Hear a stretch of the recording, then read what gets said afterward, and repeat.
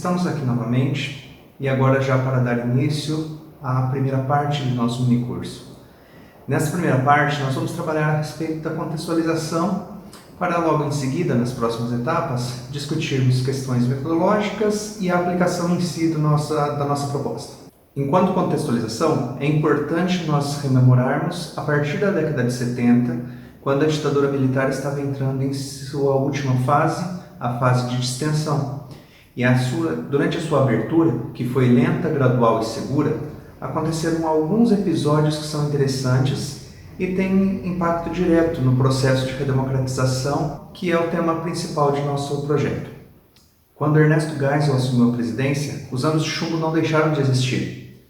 Porém, a disputa entre as diferentes alas das forças militares, as duas principais, a linha dura e a ala castelista, passaram a assumir uma postura mais conflitante, o que era perceptível na política ambígua do Geisel. Às vezes, situações em que a abertura era mais visível, às vezes em que a repressão se tornava mais forte novamente.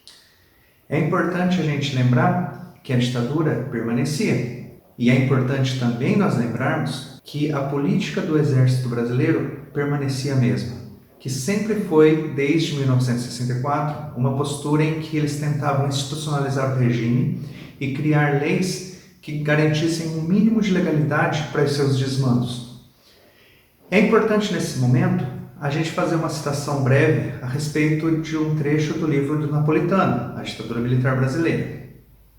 A política de extensão acabou sendo empregada nos termos do regime, termos os quais partiam do princípio de que era necessária uma retirada estratégica dos militares do coração do Estado, sem ameaçar os princípios da Revolução de 64, segurança e desenvolvimento.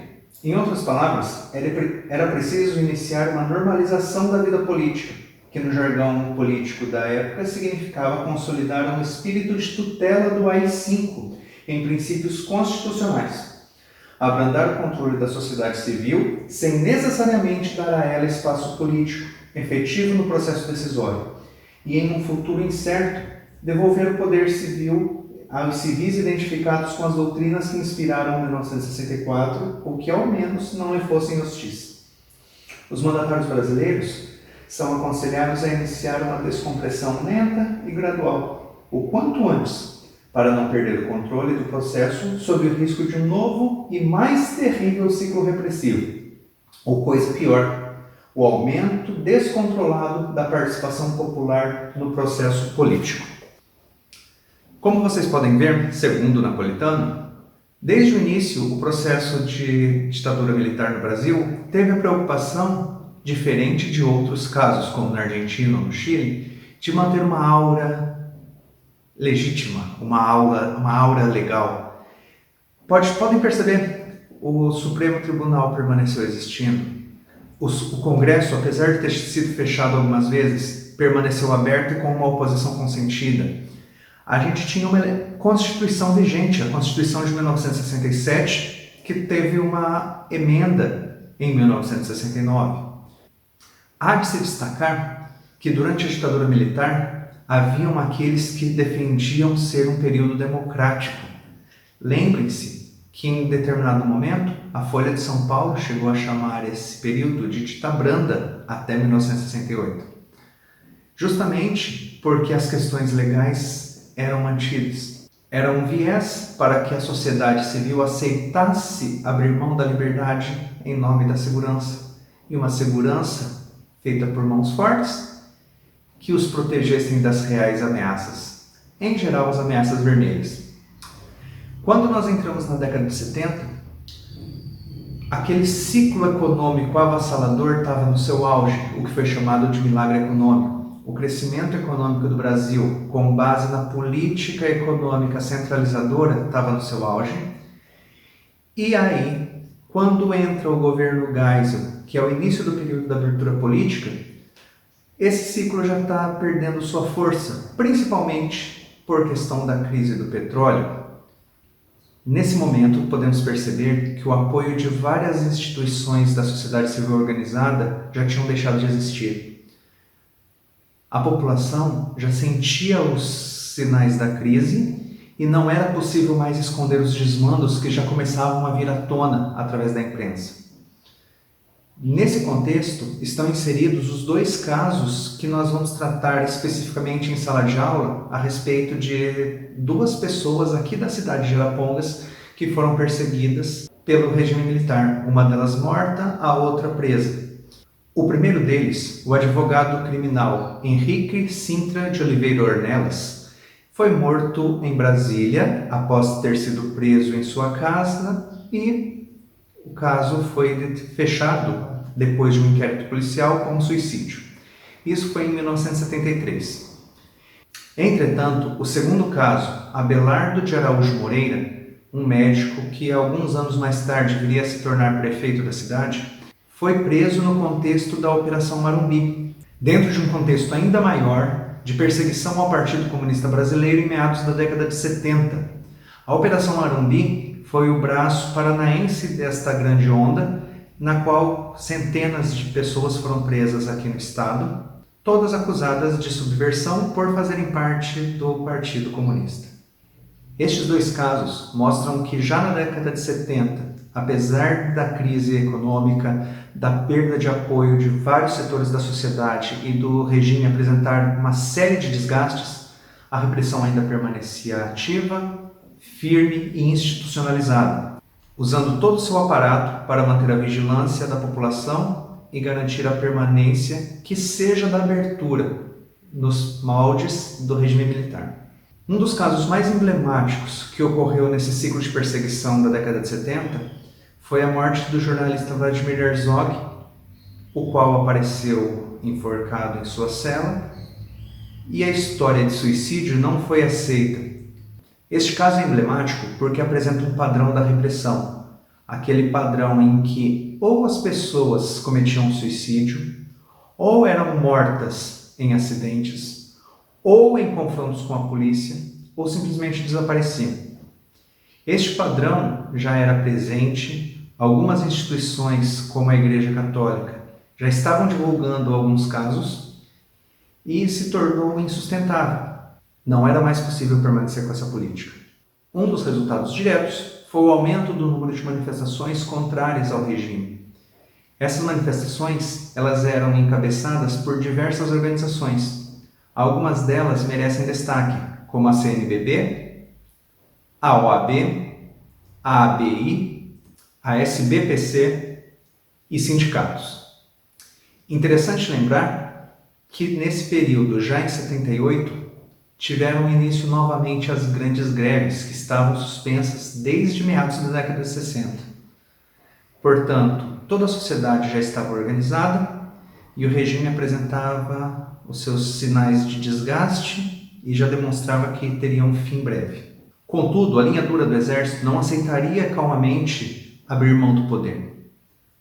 Entre 78 e 81, aconteceram uma série de atentados que tinham como alvo qualquer cidadão ou qualquer instituição que fosse identificada como progressista ou como subversiva. O caso mais emblemático aconteceu no Rio Centro, quando, no meio de um show de MPB, véspera do Dia do Trabalho, 2 militares queriam explodir o quadro de luz para gerar pânico e, a partir daí, causar uma série de mortes. Esse atentado seria atribuído aos comunistas, como sempre. Entretanto, por conta de um acidente de trabalho, a bomba explodiu dentro do carro, matou um deles e o outro ficou gravemente ferido. O regime tentou atribuir o caso aos comunistas, porém esse tipo de discurso já não tinha a mesma aceitação. Neste contexto, já com o presidente João Batista Figueiredo na presidência, o processo de distensão de abertura política era inevitável e o regime militar passou a adotar posturas que garantissem que essa abertura fosse controlada e seguindo os seus princípios. Portanto, com a abertura inevitável, a população às ruas, o governo presidencial já assumindo uma postura de que iria abrir a política, que ele mandasse bater, que ele mandasse prender, mas que voltasse o Brasil a ser democrático, as manifestações ganharam peso e a bandeira da vez, final da década de 70, era a lei da anistia. Uma série de manifestações ganhou rua com peso e com participação popular, pedindo anistia ampla, geral e restrita.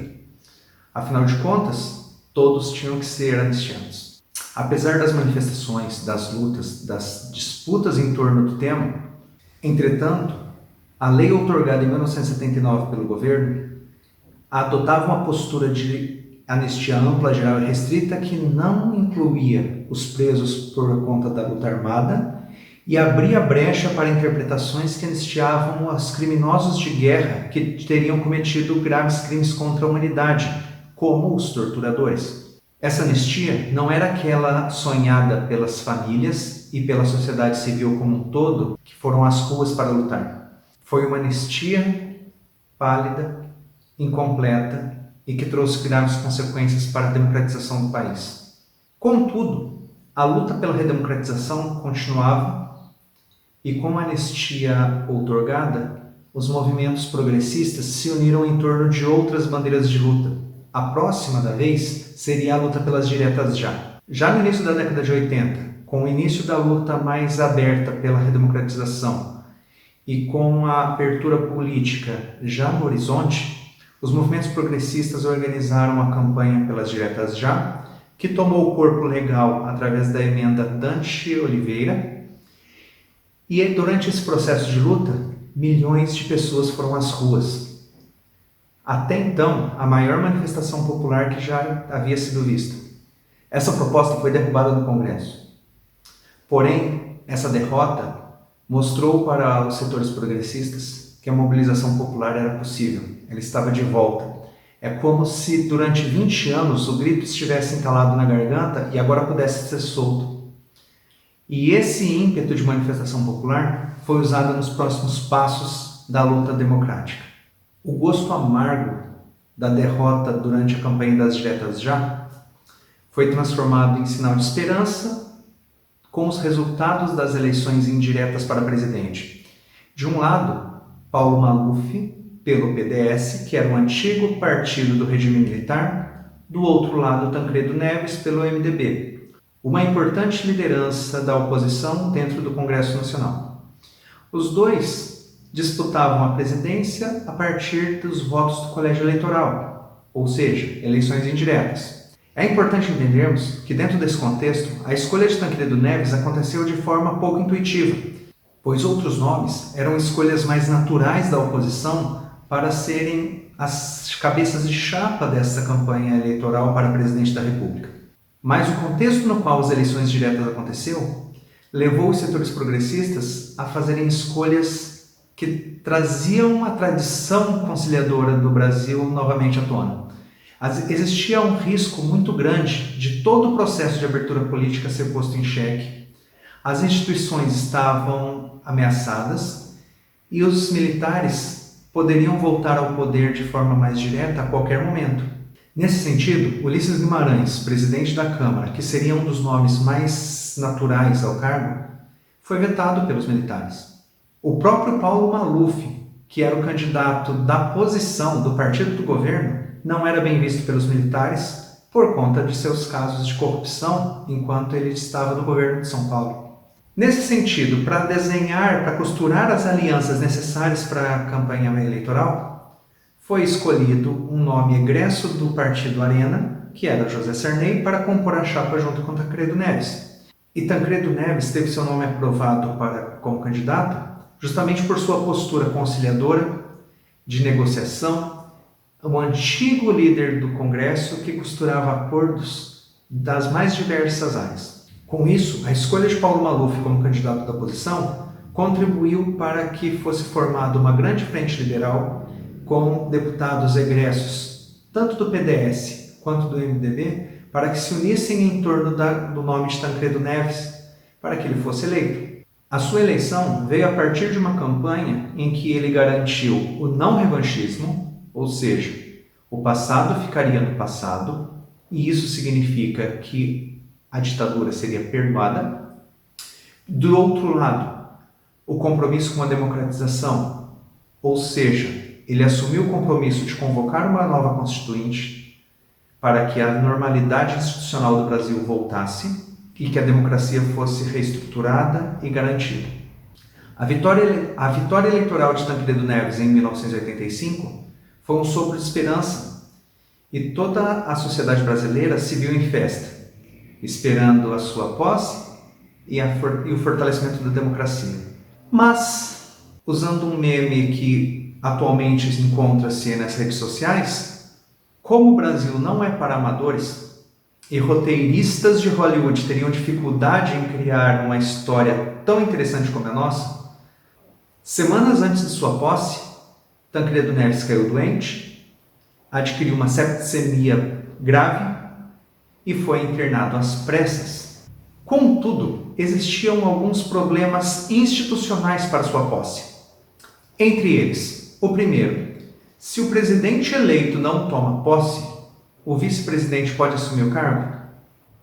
Caso o vice-presidente assumisse o cargo, lembrem-se quem era: José Sarney, egresso do Arena, considerado traidor pelos militares. Não era visto com bons olhos. Nesse caso, a Constituição vigente, a Constituição garantida pela primeira emenda de 69, a Constituição vigente determinava que o presidente do Congresso assumisse o cargo interinamente. O presidente do Congresso, Ulisses Guimarães, figura combativa, também não aceita pelos militares.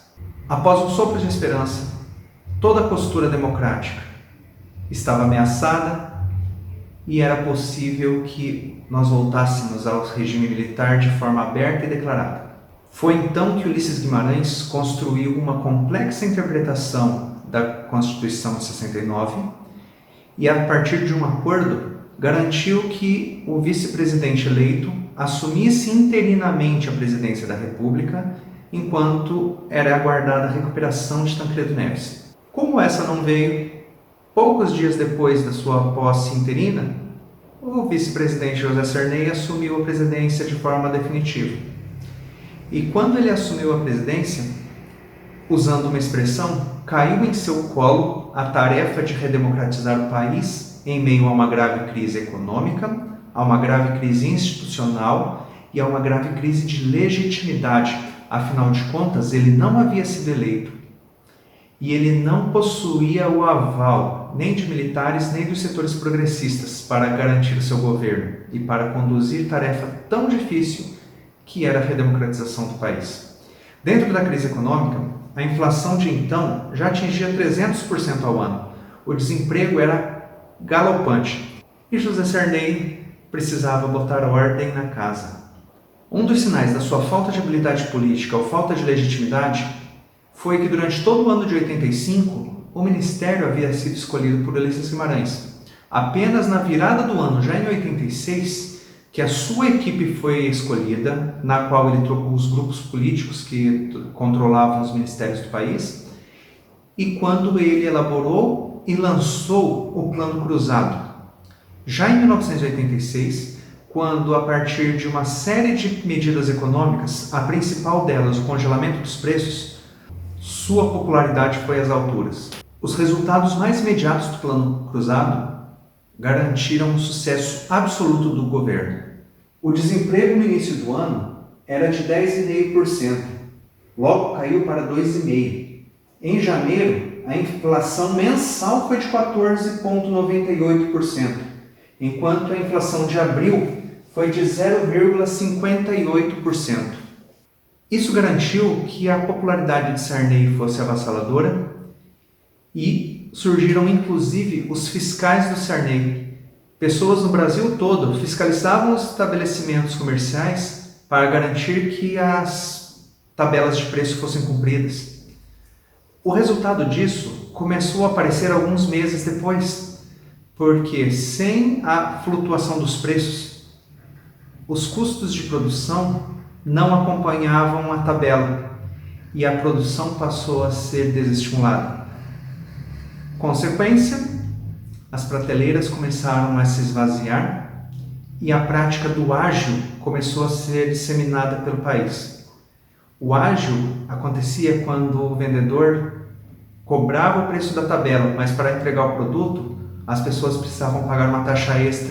Tudo isso mostrava que o plano cruzado estava se corroendo, porém o governo federal conseguiu segurar os resultados e conseguiu segurar o plano cruzado até o fim do ano de 1986, quando aconteceriam as eleições, tanto para governadores de estado quanto para os constituintes. Como vocês podem imaginar, o resultado das eleições foi extremamente favorável para os governistas. O MDB elegeu 22 dentre 23 governadores e mais de 54% dos assentos da Assembleia Nacional Constituinte, entre deputados e senadores. Ou seja, a vitória foi esmagadora e garantiu maioria absoluta dentro do Congresso Nacional durante a Assembleia Constituinte. Como podemos ver, a crise econômica não foi resolvida pelo governo Sarney. Entretanto, outra crise ainda estava dentro do nosso país, a crise institucional. E assim que esse governo assumiu, veio à tona a discussão da convocação da próxima Assembleia Constituinte, a qual garantiria a legitimidade do Estado brasileiro, a legitimidade do governo nacional. A luta pela Constituinte não era recente. Desde a década de 70, ela vinha sendo levantada por diversos movimentos e em diversos momentos. Um dos primeiros, dentro de um congresso do MDB, essa bandeira já foi levantada em Recife. Em 1977, em resposta ao pacote de abril, a discussão em torno da necessidade da convocação de uma Constituinte tomou conta do Congresso. E em 78, a Constituinte se tornou uma das pautas da Frente Nacional de Redemocratização. Mas foi a partir de 1980 que esse movimento ganhou força e tomou as ruas. A campanha pelas diretas já apresentava traços dessa luta pela Constituinte. E foi nessa época que foi criado o movimento Pró-Participação Popular na Constituinte, movimento a nível nacional que foi organizado em todos os estados, com slogans do tipo "Constituição sem povo não faz nada de novo". Esse movimento tinha em sua raiz, em sua essência, a participação efetiva com base na questão de que a Constituição é feita pelo povo para o povo. Ou seja, uma Constituição feita por uma comissão de notáveis, por pessoas superiores, por grupos de engravatados, não atende os anseios da sociedade. Ela precisava de cheiro de povo, precisava de participação popular.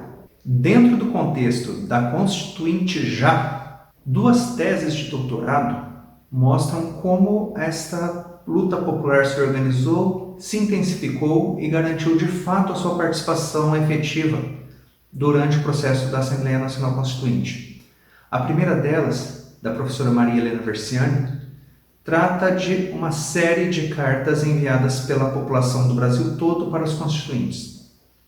Uma outra tese, do professor Osias Paes Neves, trata a respeito da elaboração e divulgação de uma série de cartilhas por diferentes instituições da sociedade civil organizada que tinham a intenção de explicar para a população qual o funcionamento de uma constituinte, o que se tratava de uma constituição e quais as formas de participação popular para que a sua efetiva vontade fosse colocada dentro da Constituição. Essas duas teses mostram como, nesse momento de Constituição nova, em que a Constituinte estava sendo tratada, discutida, inclusive suas formas de convocação, foi diferente dos períodos anteriores, em que o Poder Executivo tinha uma força gritante e, por conta da vontade do Poder Executivo, as Constituições anteriores foram elaboradas. Para analisarmos o histórico constitucional, cabe uma breve citação que analisa as convocações e outorgas de constituições anteriores do Brasil, o que evidencia a mão forte do Poder Executivo até então. Até então, todas as constituintes brasileiras haviam sido convocadas por atos monocráticos. Em 3 de junho de 1822, portanto, antes da proclamação da independência, um decreto imperial do príncipe regente convocava a posteriormente frustrada Assembleia Geral Constituinte e Legislativa. O decreto número 78-B, de 21 de dezembro de 1889, firmado pelo Marechal Deodoro, chefe do governo provisório, estabelecia a instalação da Assembleia Constituinte para 15 de novembro de 1890. um ano após a proclamação da República. Da mesma forma, em 1933, Getúlio Vargas, também chefe do governo provisório, determinou, por meio do decreto número 23102, de 19 de agosto de 1933, a convocação da Assembleia Constituinte. A Constituinte de 46, por sua vez, foi convocada pela Lei Constitucional número 13 de 1945, assinada por José Linhares, presidente do Supremo Tribunal Federal, que provisoriamente ocupava o cargo de presidente da República, após a deposição de Vargas. Por fim, a Constituinte de 1967 foi convocada pelo Ato Institucional número 4 de 1966, outorgado pelo general Castelo Branco, então presidente da República. Portanto, a convocação da Constituinte de 1987 e 1988, por ato do Poder Legislativo, era uma novidade na história constitucional brasileira. E é neste contexto de tradição monocrática, de poder forte, de mão forte do Poder Executivo, que encontrava-se o presidente José Sarney, o Congresso Nacional e toda a sociedade brasileira. Como a Constituinte de 1988 seria convocada, garantindo a legitimidade do seu poder e garantindo a legitimidade institucional da sociedade brasileira. Várias discussões foram postas e alguns problemas foram levantados. A respeito da convocação da Constituinte, 4 foram as principais temáticas discutidas e tratadas como problema a serem contornados para a sua convocação. O primeiro deles era qual o procedimento a ser convocado, pois caso possuíssemos um texto base levantado, proposto pelo Poder Executivo, a ser outorgado ou referendado por uma Assembleia Constituinte, a história constitucional brasileira se repetiria, ou seja, a Constituição não seria feita pelo povo. Um segundo problema que foi levantado diz respeito à possibilidade de o Executivo convocar uma Assembleia Nacional Constituinte que fosse originária, sem texto prévio e exclusiva. Com isso, ela teria poderes ilimitados e, em tese, poderia inclusive elaborar um texto constitucional que embasasse uma sociedade não democrática. Os seus poderes seriam ilimitados, o que limitaria o poder originário da Assembleia Nacional Constituinte. Um terceiro problema: se a Constituição partisse de uma emenda constitucional do Poder Executivo para que o Poder Legislativo a elaborasse, essa Constituição seria derivada da Constituição até então vigente. O que isso significa? Que não haveria ruptura institucional, a ditadura continuaria legítima. Seria um episódio da história brasileira que, dentro do ordenamento jurídico, seria legalizado. Outro problema dentro dessa área: se o Legislativo tivesse poderes para elaborar uma Constituição, quem trataria das questões legais ordinárias do dia a dia do país? E um quarto problema levantado é o caso no qual o próprio Poder Legislativo convocaria uma Assembleia. Uma convocação a partir de uma emenda parlamentar faria com que o Poder Legislativo fosse superior aos outros, o que dentro de uma estrutura republicana tripartite não funciona. Nesse sentido, são várias as discussões com participação popular da sociedade civil, com questões jurídicas intrincadas sendo colocadas na mesa, que levaram o presidente Sarney, dentro de um contexto negociado, a fazer a convocação de uma forma em que trouxesse tradição com novidade juntos. Algo que reforça tradições brasileiras de rupturas sem traumas, de continuidades através de mudanças. Para palavras que parecem contraditórias, mas são bem presentes na história brasileira.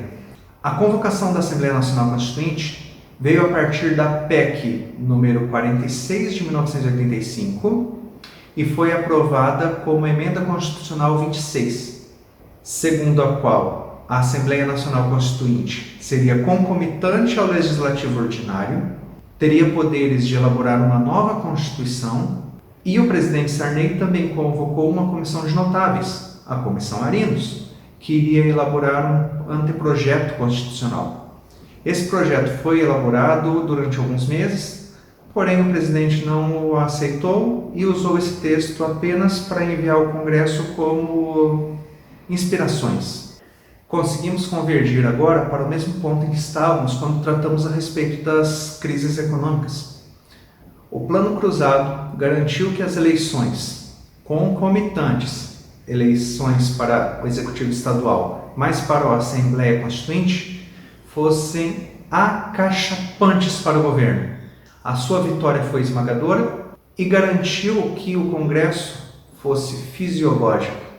Existiam setores progressistas, existiam setores conservadores. Porém, a ala central, que tendia para um pragmatismo, para um fisiologismo, tendeu a prevalecer, pois era esse bloco que, na hora das decisões mais essenciais, pendiam ora para um lado, ora para o outro. Resultados das eleições postos, podemos entrar agora no funcionamento em si da Assembleia Nacional, o que vamos fazer de forma breve. Porém, é importante entendermos como ela se organizou para poder compreender a importância da participação popular. Desde 1985, os MPPC, os Movimentos Pró-Participação Popular na Constituinte, já agiam de forma efetiva nas questões ligadas à Assembleia, desde questões a respeito da sua convocação, até as campanhas para os deputados e senadores constituintes, até o funcionamento efetivo da Constituição. Esses movimentos agiram e organizaram a sociedade de forma a garantir e incentivar a participação popular. É nesse contexto que se encaixam as cartas e as cartilhas trabalhadas pelos nossos professores, que estamos usando aqui como base de nosso estudo.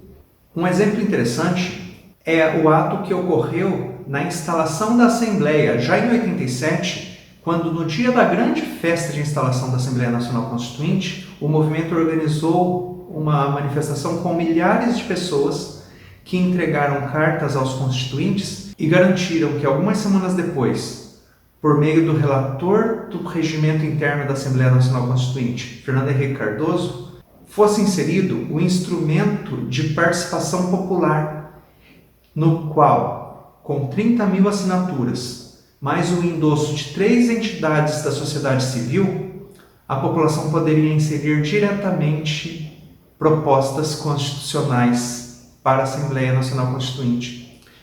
Isso é diferente de uma sugestão qualquer, porque se uma sugestão for enviada, os deputados e os senadores constituintes eles podem ou não verificar. Se uma proposta de iniciativa popular for protocolada na Assembleia, ela precisa seguir os trâmites de qualquer proposta feita por um deputado, o que garante que a discussão seja feita.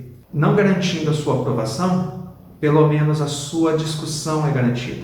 Isso foi importante para que a população se organizasse e se mobilizasse, tanto no sentido de formação e compreensão da Constituição, quanto no sentido já posterior de organização de coletas de assinaturas. E é aí que várias instituições da sociedade civil se mobilizaram e garantiram a sua participação. Dentro do nosso trabalho, esse é o nosso tema específico.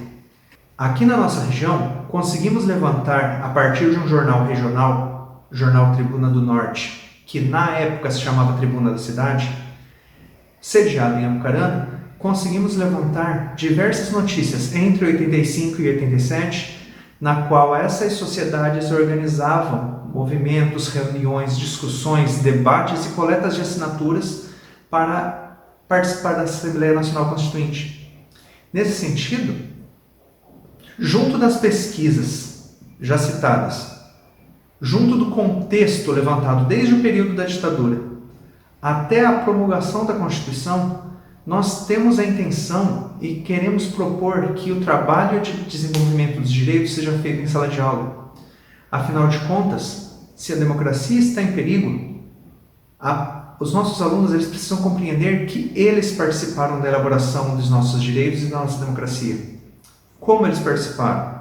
A partir da análise e do estudo de seus antepassados, que não muito tempo atrás, cerca de 30 e poucos anos atrás, estavam lá empenhados e organizados, discutindo como fazer uma Constituição, quais os direitos eram importantes, e através de eventos públicos realizados em nossa cidade ou nas cidades vizinhas, que garantiram a nossa participação na Constituição. Ou seja, o texto que está lá, que nós seguimos como estrutura e como coesão social, foi feito por nós.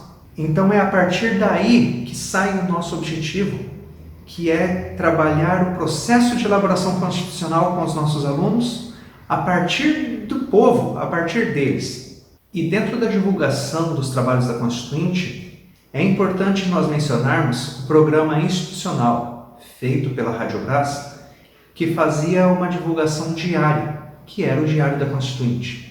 Com mais de 700 episódios de 5 minutos cada, veiculados na imprensa aberta do Brasil durante todo o funcionamento da Assembleia Nacional Constituinte, esse programa divulgava os trabalhos e auxiliava em muito o processo de divulgação e de formação da população brasileira quanto à importância do processo constituinte.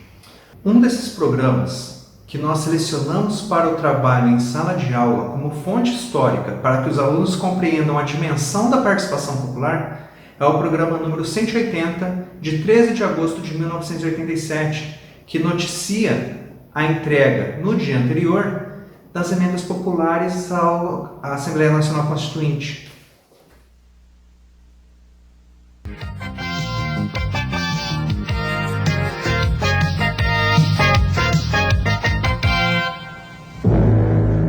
O direito do trabalhador e a liberdade sindical foram os temas do debate de ontem à noite na sessão extraordinária. O povo entregou as emendas populares à Constituinte com mais de 9 milhões de assinaturas. O Diário da Constituinte está começando. As emendas populares. Nada menos que 71 emendas assinadas por mais de 9 milhões de brasileiros já foram entregues à Assembleia Nacional Constituinte. O povo tomou conta das dependências do Congresso Nacional, despejando pilhas e pilhas de papel com propostas.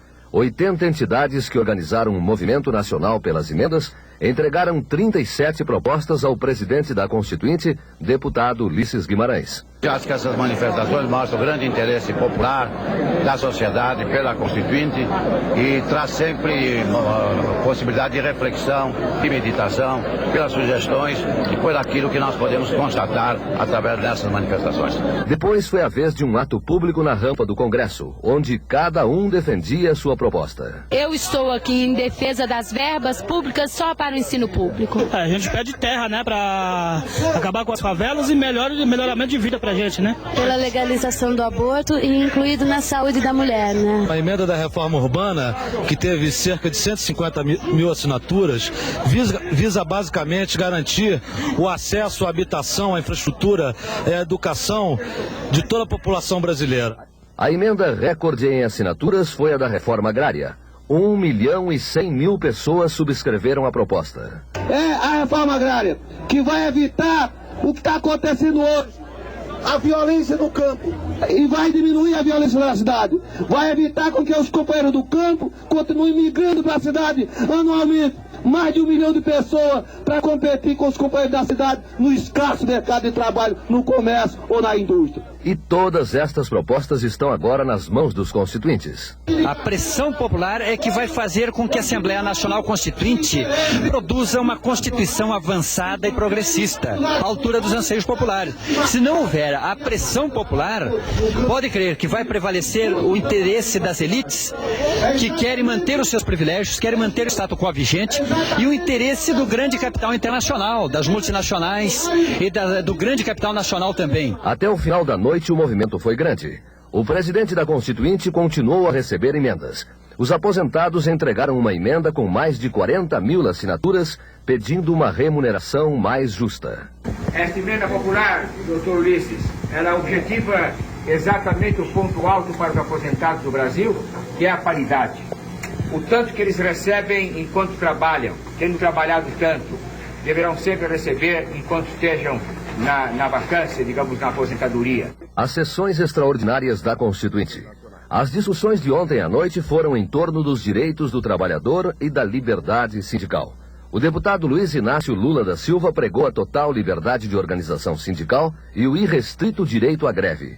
Já o constituinte Afif Domingos combateu a estabilidade no emprego.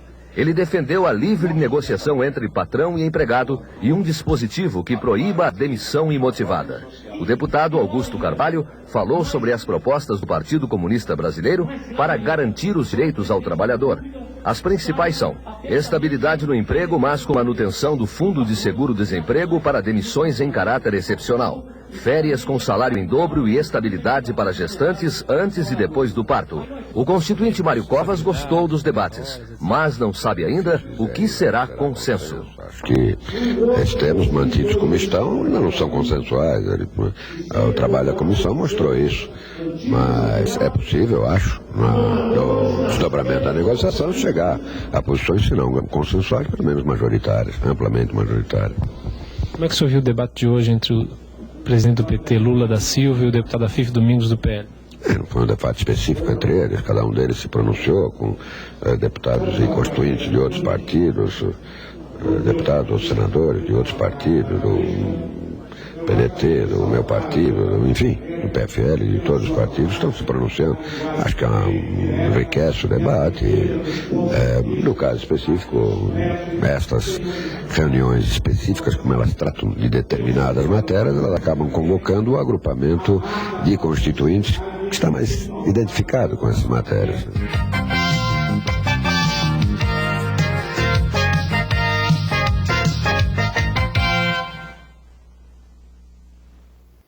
Como vocês puderam ver no episódio, a participação foi massiva e acreditamos que se os estudantes compreenderem a importância da participação local dentro de um movimento global tão grande e tão evidente, eles vão compreender a importância da defesa da democracia ainda hoje. Quando o regimento foi aprovado e a Constituinte pôde ser instalada, ela foi organizada a partir de uma série de comissões, essas divididas em subcomissões, as quais apresentariam anteprojetos individuais, ou seja, a Assembleia Nacional Constituinte partiria de um poder legítimo, originário, em que desenvolveria os textos a partir das discussões e dos trabalhos dos constituintes com a participação da população.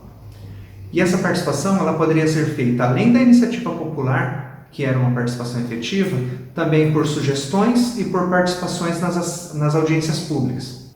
A partir do trabalho das comissões, o texto constitucional passou a ser desenhado. E estas eram as comissões da Assembleia Nacional Constituinte. Comissão de Soberania e dos Direitos e Garantias do Homem e da Mulher. A segunda, Comissão de Organização do Estado. A terceira, Comissão de Organização dos Poderes e Sistema de Governo. A quarta, Comissão da Organização Eleitoral, Partidária e Garantia dos Direitos Políticos. Quinta, Comissão do Sistema Tributário, Orçamento e Finanças. Sexta, Comissão da Ordem Econômica.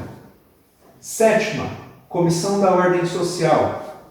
Oitava, Comissão da Família, da Educação, Cultura e Esportes, da Ciência e Tecnologia e da Comunicação. Todas essas comissões eram subdivididas em uma série de subcomissões, as quais, a partir de temáticas diferentes, produziam os textos que eram sistematizados individualmente nas comissões e, com os trabalhos prontos, todos os textos de todas as comissões foram enviados à Comissão de Sistematização, que tinha a prerrogativa de organizar o texto e dar coesão, sem interferir, contudo, nos princípios básicos de cada comissão. Como vocês podem imaginar, isso virou uma completa colcha de retalhos, porque os estilos dos textos, as repetições, as redundâncias foram gritantes. E, a partir desse resultado parcial, a Constituinte passou a ser questionada, inclusive em sua competência, em sua legitimidade de elaborar um texto a partir do zero. Foi um momento difícil em que a Constituinte foi de fato ameaçada, porque o trabalho de sistematização foi muito complexo e muito difícil. Afinal de contas, era um texto feito à mão de milhões de pessoas que precisava ser sistematizado, condensado e aglutinado. E a partir desta crise de legitimidade, várias propostas de reforma regimental foram colocadas para que um ou outro grupo político tivesse maior proeminência nas discussões. Apesar de todas as disputas e de todos os problemas levantados durante a elaboração da Constituição, é importante destacar que, a despeito da composição do Congresso de prevalência conservadora, os pontos progressistas tiveram uma prevalência no contexto geral da Constituição. Alguns pontos tiveram poucos avanços, como questões ligadas à reforma agrária, por exemplo. Entretanto, a estrutura da Constituição, que coloca os direitos fundamentais como primeiros artigos, demonstra uma preocupação desses setores progressistas em garantir os direitos fundamentais da população brasileira. Isso é evidente nas cerimônias e nas coberturas a respeito da promulgação da Constituição Federal Brasileira em outubro de 88, quando a sociedade como um todo pegou um clima de festa, de esperança de que a sociedade seria organizada e seria democratizada, que a democracia fosse garantida e que os direitos fossem garantia de todos. O Brasil teve até hoje à tarde 7 constituições. A 8ª já está em vigor. De Brasília, o repórter Alexandre Garcia relembra um pouco da história das nossas constituições. Uma primavera nublada testemunhou o nascimento da nova Constituição brasileira. Uma Constituição que foi resultado da mais ampla negociação já feita na história das constituições brasileiras. Essa negociação absorveu pressões e tensões políticas, econômicas e sociais. Misturou diversos partidos políticos e diversas ideologias. E obteve maioria em 559 cabeças. Disso nasceu a Constituição de 88, a 8ª do Brasil. A primeira é de 1824, tornou Pedro I um imperador constitucional e incorporou os ideais da Revolução Francesa. A segunda veio com a República, em 1891. Seguiu o modelo dos Estados Unidos, com fundamentos republicanos e autonomia dos estados. Dentre os constituintes da época, destacou-se Rui Barbosa, seu artífice e redator. Depois da Revolução de 1930 e da Revolução Constitucionalista de 32, veio a Constituição de 34, inspirada na República Alemã de Weimar e, por isso, romântica. Foi uma mistura forçada de todas as correntes políticas da época, conservadoras, socialistas, liberais e fascistas. Acabou abatida pelo golpe de 37. Veio então o Estado Novo de Vargas, em que o ditador e seu apoio militar impuseram uma Constituição baseada no princípio de um poder autoritário voltado ao desenvolvimento econômico e social. Com a queda de Vargas, veio a redemocratização e a Constituição de 46, com preocupações econômico-sociais, fazendo conviver a livre iniciativa com os direitos e garantias individuais. Ela deu força ao legislativo sobre o executivo e manteve o judiciário como recurso derradeiro. A Constituição de 67 veio com um regime militar e centralizou poderes no executivo. Durou até 69, quando a junta militar impôs uma emenda que durou até hoje. Hoje nasceu a Constituição de 88, com grandes avanços nos direitos individuais e sociais, sem ser moderna na ordem econômica. Uma contradição, porque é a ordem econômica que vai pagar os avanços sociais. Mas é a Constituição de todos, porque foi aprovada pela maioria dos representantes do povo brasileiro. Ela pretende ser a Constituição da primavera de um Brasil novo. Se com ela vai vir um novo Brasil, depende de nós. A nova Constituição traz mudanças que vão mexer com a vida de todos os cidadãos. De Brasília, Joelmir Betting. Aqui está ela, a nova Constituição do Brasil. Nem tudo que está aqui dentro entra em vigor imediatamente, muita coisa ainda falta ser regulamentada. Mas nada do que falta ser regulamentado poderá afastar-se 1 milímetro ou 1 vírgula do que está escrito aqui dentro. Esta, a partir de hoje, é a lei de todas as leis do Brasil. Ela vai afetar a vida de cada brasileiro em particular. Homens, mulheres, a jovem, a idosa, a mãe e o filho, a trabalhadora, o aposentado, o segurança, o bombeiro, as enfermeiras, as moças do cafezinho. A nova Constituição já é desse povo, já está valendo e valerá de fato se o povo tomar conhecimento dela, cobrando e exigindo o que está escrito neste livro. Um livro quase sagrado, é como se fosse uma Bíblia ou um anjo da guarda. A nova Constituição sai do forno da gráfica do Senado e está pronta para ser distribuída primeiro nas escolas, escritórios e bibliotecas. A nova Constituição ainda não tem prazo para estar à venda nas bancas de jornais ou nas livrarias, mas nas ruas as pessoas já estão curiosas para saber o que muda e quando que elas vão saber sobre isso. A senhora sabe o que muda na sua vida exatamente a partir de amanhã? Não. E a senhora está curiosa para saber? Curiosa para saber. Como é que a senhora vai saber? Não sei. Tem que ler alguma coisa, né? A senhora está querendo saber onde pode ler? Saber onde encontrar algum para ler, né? E a senhora sabe onde vai achar a Constituição para ler? Não, ainda não sei, estou curiosa. Para colocar a nova carta à disposição dos brasileiros o mais rápido possível, a gráfica do Senado prepara os exemplares que vão ser entregues em órgãos públicos de todo o país. Aqui, 50 pessoas trabalham há 3 dias, 18 horas por dia, carimbando e embalando a nova Constituição para que 140 milhões de brasileiros possam saber dos seus direitos e deveres. São 40.870 exemplares da nova Constituição que estão prontos para serem distribuídos pela Empresa Brasileira de Correios e Telégrafos. A nova Constituição vai para universidades, bibliotecas públicas e câmaras municipais de todo o país. Cada instituição vai receber um pacotinho como esse, com 2 exemplares. E a Constituição vai para cidades distantes e desconhecidas, como por exemplo Mazagão, no Amapá, Natuba, na Paraíba, ou Machadinho, no Rio Grande do Sul. E ela vai poder ser lida e consultada por qualquer um de nós dentro de no máximo 3 dias.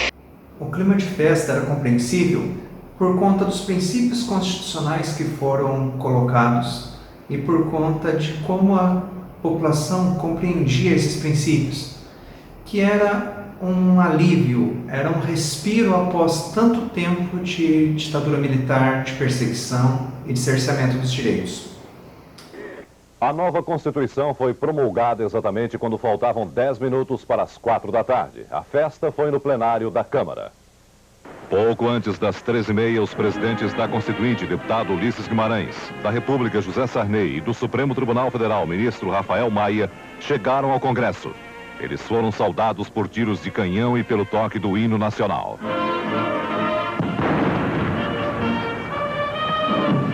Depois da revista às tropas, os 3 presidentes subiram a rampa do Congresso. Desta vez, a saudação foi com foguetes. Os presidentes da Constituinte, Ulisses Guimarães, e do Senado, Humberto Lucena, chegaram para a composição da mesa e foram aplaudidos. Logo depois, os líderes dos partidos conduziram o presidente Sarney e o presidente do Supremo ao plenário. Todos ouviram de pé o hino nacional.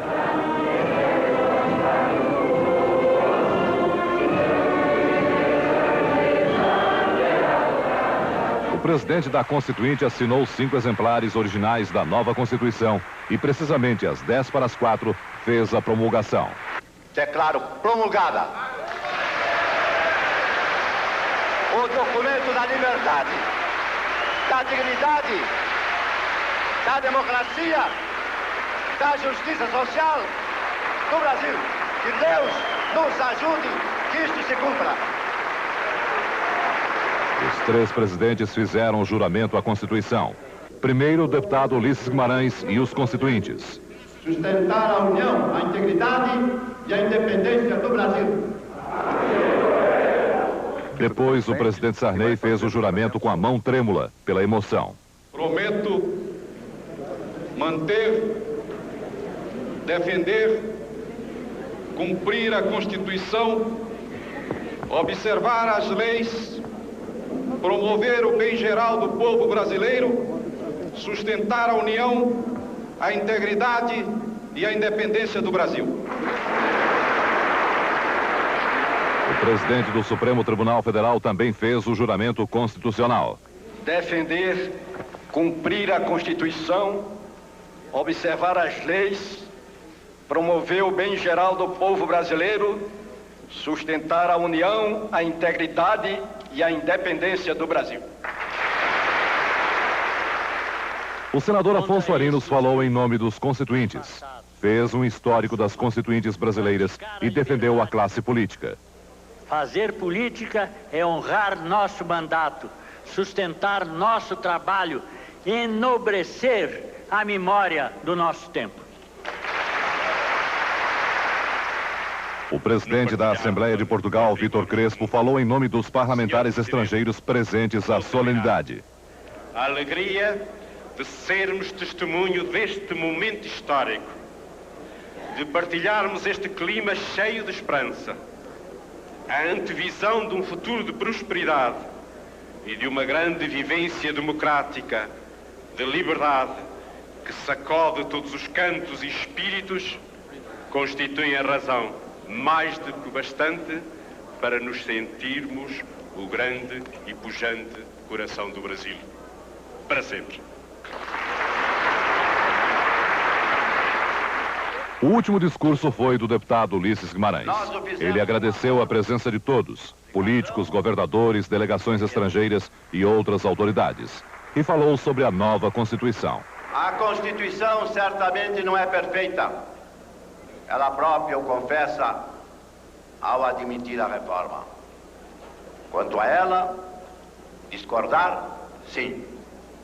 Divergir, sim. Descumprir, jamais. Afrontá-la, nunca.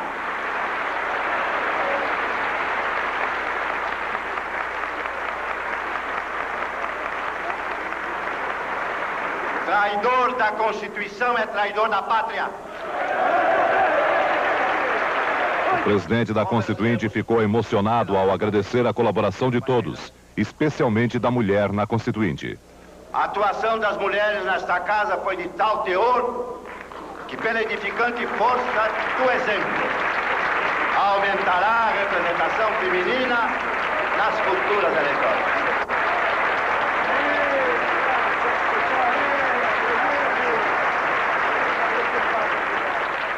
No final, o presidente da Constituinte falou do trabalho dele na elaboração da nova Constituição.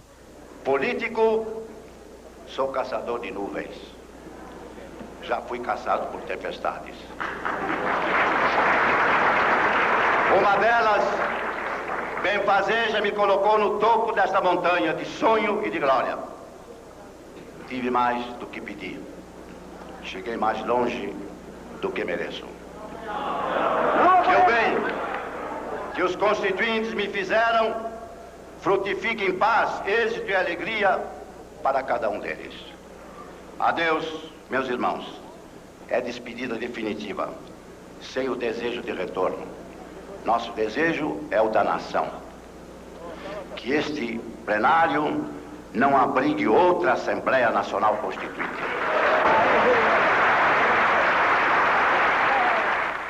A Constituição pretende ser a voz, a letra, a vontade política da sociedade rumo à mudança. Que a promulgação seja nosso grito. Mudar para vencer. Muda, Brasil! Muda, Brasil!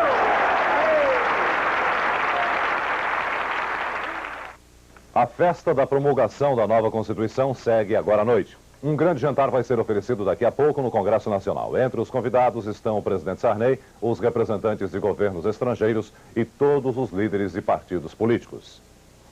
A nova Constituição chegou com a primavera, com as flores, com esperança. E inspirou um homem que tem intimidade com as palavras e com as letras, o poeta Afonso Romano de Santana. No princípio é a letra, e a letra é ação. A letra vai nos inscrevendo, nos escrevivendo com o sim e o não. A letra é ação. A letra e a nação vão se construindo, se constituindo em nova Constituição. E se é primavera, deixemos a primavera por um momento nos governar.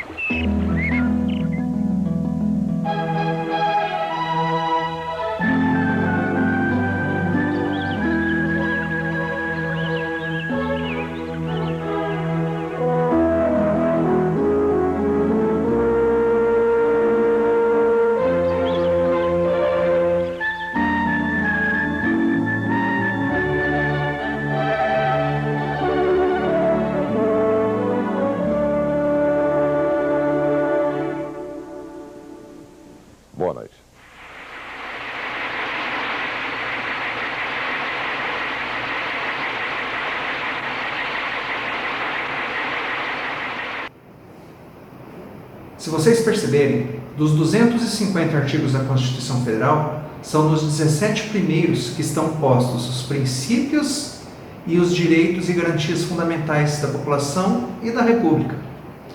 Ou seja, a Constituição trata os princípios e os direitos como essenciais, como prioritários.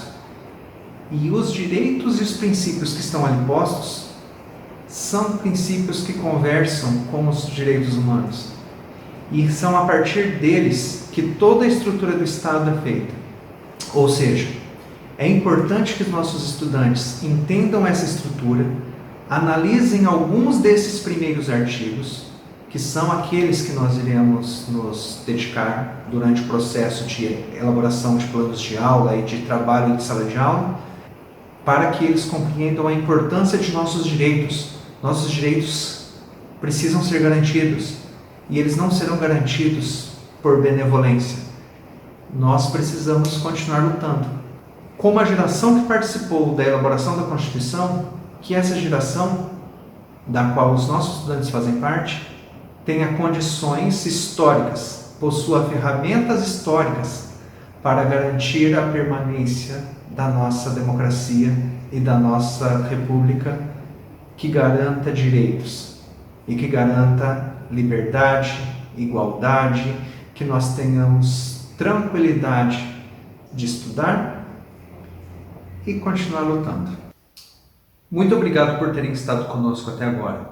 Nesta contextualização da abertura política e da Assembleia Nacional Constituinte, nós podemos perceber como são importantes os direitos e como os nossos estudantes também precisam compreender isso. Daí a importância do nosso trabalho em sala de aula.